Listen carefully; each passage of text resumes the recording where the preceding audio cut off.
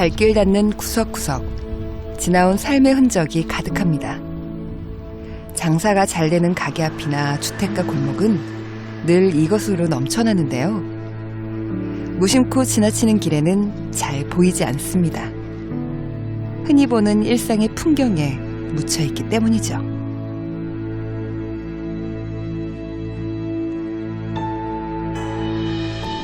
누군가에게 이것은 지저분하고 쓸모없는 쓰레기 더미에 불과합니다.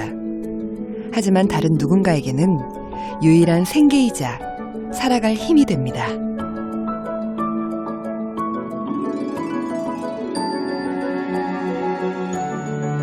시간이 흘러 제 쓰임을 다하고 이제는 막바지에 다다른 모든 것들의 이름.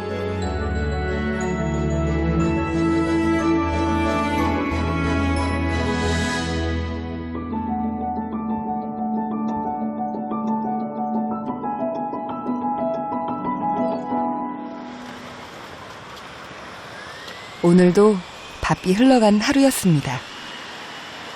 새벽 1시, 인적이 끊긴 밤거리에는 치열했던 시간의 발자취 마냥 온갖 쓰레기들이 나뒹굽니다. 그 길 위에서 누군가는 하루 일과를 시작하는데요. 12시 정도에 이게 끝나버렸거든요. 그러니까 끝났으니까 12시에 끝나서 내가 이렇게 들어가시고 이제 내가 이제 정리를 시작합니다.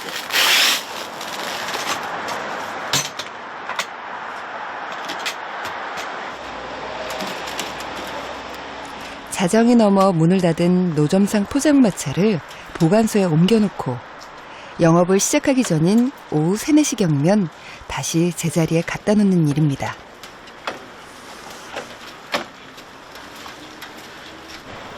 IMF 때 일자리를 잃고 노숙 생활을 하던 김상철 씨가 처음 이 일을 시작한 게 벌써 19년 전.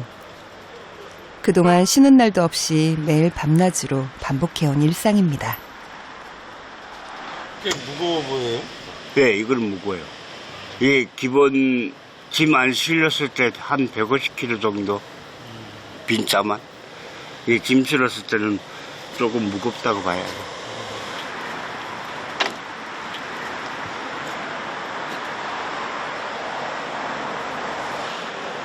버거운 무게만큼이나 고단했던 나날.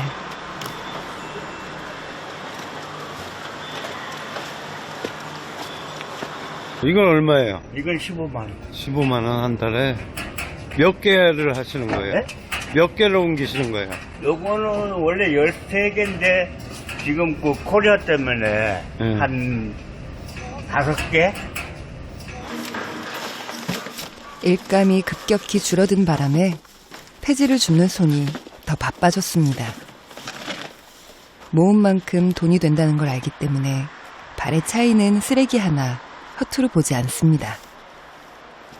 남들은 다 자는 시간이라 경쟁자도 없고 덕분에 포장마차로 번 돈은 고스란히 저축할 수 있었는데요. 지금은 부모님 용돈을 챙겨드릴 여유도 생겼습니다. 포장마차를 보관소에 옮기고 나서 다시 꺼내러 올 때까지 12시간이 넘게 남았습니다.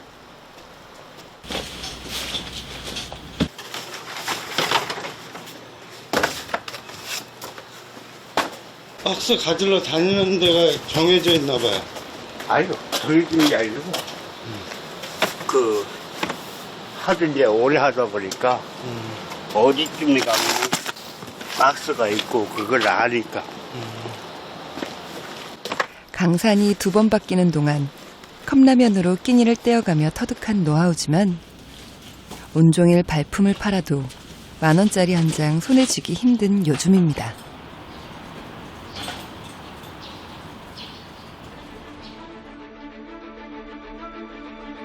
고물은 종류에 따라 등급이 나뉘는데요. 그 제일 밑바닥에 박스가 있습니다. 같은 무게, 같은 종류라 할지라도 급수에 따라 가격은 천차만별. 페트병처럼 물은 플라스틱인 물냉이는 딱딱한 플라스틱인 따대기보다 쌉니다.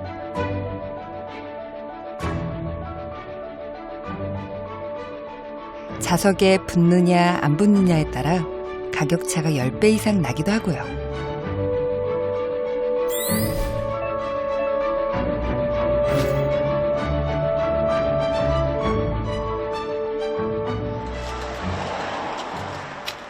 크기는 중요하지 않습니다. 이 속에 든 것이 무엇이냐가 그날의 수입을 좌우합니다.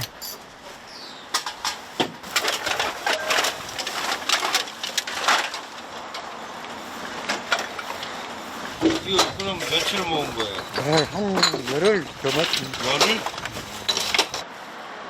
그동안 들인 시간과 노력도 따지지 않죠. 왜요? 얼마요? 그게 한 보따리 1,600원. 많이 받았죠? 아요. 이건 아야?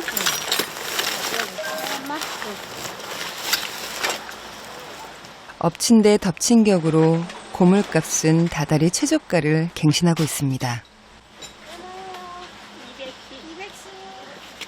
생김에 두 손은 못 안았다는 가져온다. 얼마나 주신 거예요? 아이고, 우리는 할아버지랑 둘이서 뭐 계속 붙어 있는데 뭐. 매일? 그러네. 9,000원. 수고하셨어요. 예. 오늘은 어제보다 많은 것 같은데도 뭐 파지니까 돈도 안 나가네. 매일 보는 얼굴이라 야박하게 굴 수 없어 고물상 주인은 100원을 더 얹어줬습니다. 10원이라도 더 쳐주는 고물상을 찾아 먼 길도 마다하지 않는 어르신들입니다. 오늘도 이거 9,000원도 많이 한 거래요. 지금 옆에서 이사 가는 집에서 고철 같은 거 갖다 줬으니 그러지, 안 그러면 뭐 돈 나올 것도 없지.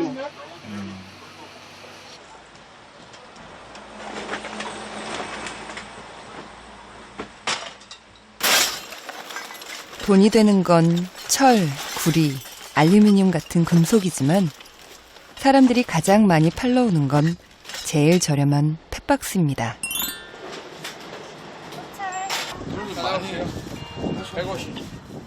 같은 폐지로 분류되지만 책이나 신문지, A4 용지는 박스보다 2배 더 비쌉니다.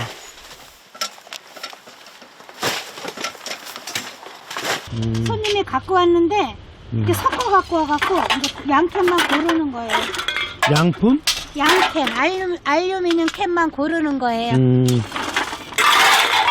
요거는 일반 깡통, 그러니까 같이 섞어 갖고 오셔갖고 잘 이건 몰라갖고. 알루미늄이 아니에요? 요거는 그냥 저기 철캔, 철캔. 철캔이고 요거는 이제 알루미늄 캔. 요런 거는. 겉으로 보기엔 거기서 거기지만 알루미늄 캔이 10배 더 비싼데요.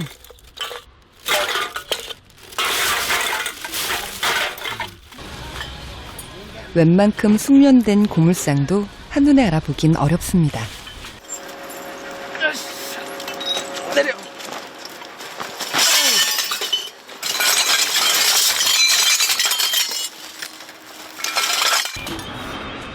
처음 이 일을 시작하는 사람들은 비싼 고물을 헐값에 넘기는 실수를 범하기도 하죠.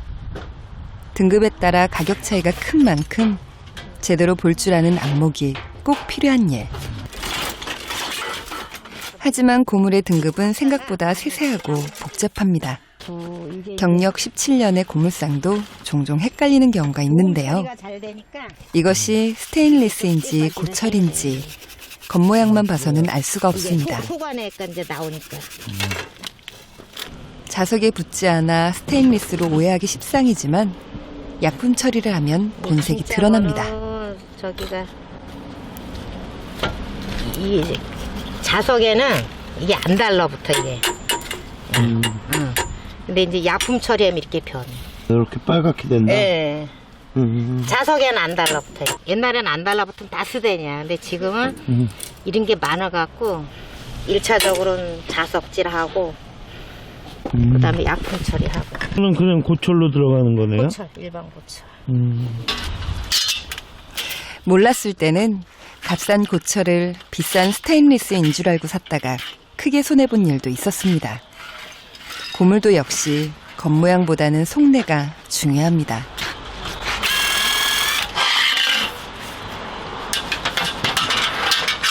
이제 알맹이. 나사를 또 빼야 돼? 이제 깨끗이 하면은 좀 더 받으니까 분리해서 하는 거. 인건비 따먹기지.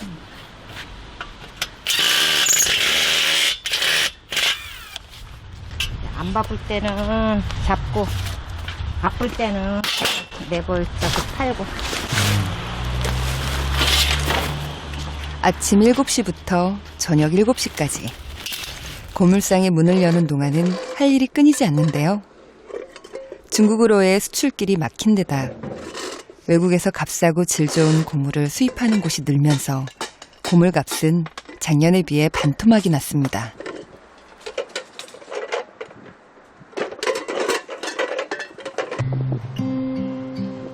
고물을 팔아 하루하루를 버티는 이들에게는 그 어느 때보다 혹독한 계절. 가난한 어르신들의 주요 수입원인 펫박스 가격은 당장 생계가 걸린 문제이기도 합니다.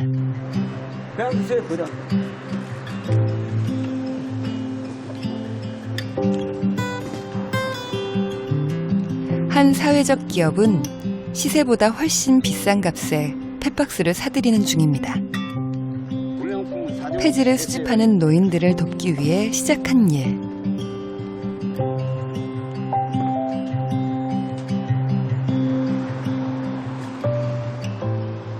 여기서 받아주시면 많이 좋고 가격도 많이 쳐준다 아닙니까?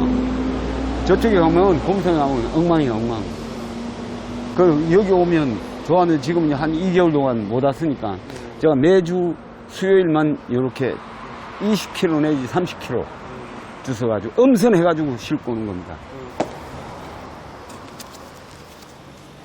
오염되고 찢어진 건 어쩔 수 없이 고물상에 내다 팔고 깨끗한 박스만 골라 이곳을 찾는데요. 고물상에서는 1kg에 40원 하는 박스가 여기서는 300원입니다.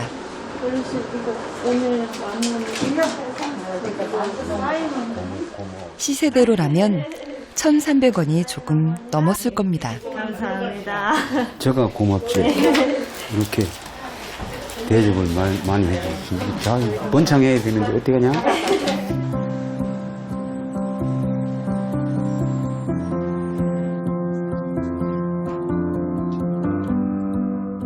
어르신들에게서 사들인 펫박스는 근사한 작품으로 재탄생합니다. 똑같은 크기로 재단을 한 펫박스를 겹겹이 쌓고 그 위에 천을 더 씌우면 캔버스가 만들어지는데요.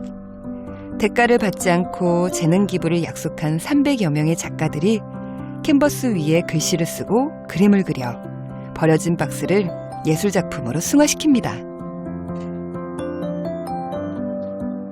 요즘은 이제 택배 때문에 박스도 버려지는 박스도 많은데 그것이 그냥 재활용되는 거에서 끝나지 않고 그거를 좀 더 가치 있게 만들어서 업사이클링 할 수 있다는 거에 굉장히 좋은 느낌을 받았습니다. 작품을 판매한 수익금은 다시 폐지를 수집하는 노인들을 위해 쓰여집니다. 이 기업의 존재 이유이기도 하죠. 저 스스로 뻔한 일상에 좀 이렇게 지치고 있을 때 뭔가 저의 열정과 에너지를 다른 곳에 좀 써서 좀 사회에 좀 도움이 되는 일을 하고 싶다라는 이제 막연한 생각을 했었어요.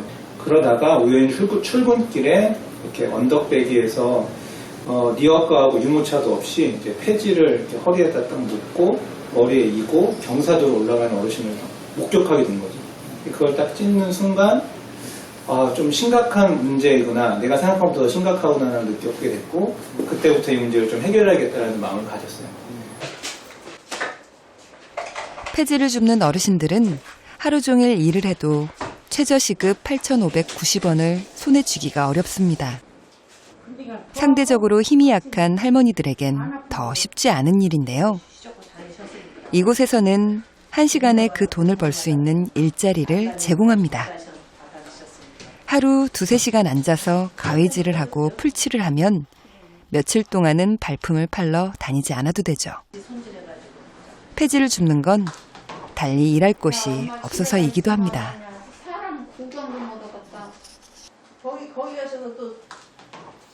일단은 우리가 일상에서 보는 폐주민 어르신들을 보면 첫 번째 드는 생각이 좀 힘들어 보인다, 안쓰럽다, 연민, 이제 이런 어떤 동정의 시간으로 이제 보는 경우들이 많거든요. 근데 이제 더 깊숙하게 이성적으로 관찰해 보면 어르신들이 폐지를 수집하는 그 과정은 어떻게 보면 우리나라의 어떤 사회적이고 경제적이고 환경적인 어떤 효과를 내고 있다는 거예요. 이를테면 우리나라 일단 자원순환 과정에서 어르신들이 차지하고 있는 비율을 한 20% 정도 보거든요. 그럼 그분들이 20% 정도의 자원순환의 담당 역할을 하지 않는다고 가정하면 우리는 한 2천억 원 정도의 비용을 들여가지고 그 자원순환을 해결해줘야 돼요. 더욱이 이분들이 평균적으로 1년에 9톤 정도의 폐지를 수집하고 운반하시는데 그걸 나무로 환산하면 30년생 소나무가 80그루에 해당돼요. 그러니까 이분들이 하는 활동은 엄격히 보면 어떤 환경을 보호하는 그런 자원순환 활동의 기초 단계라고 볼 수 있죠.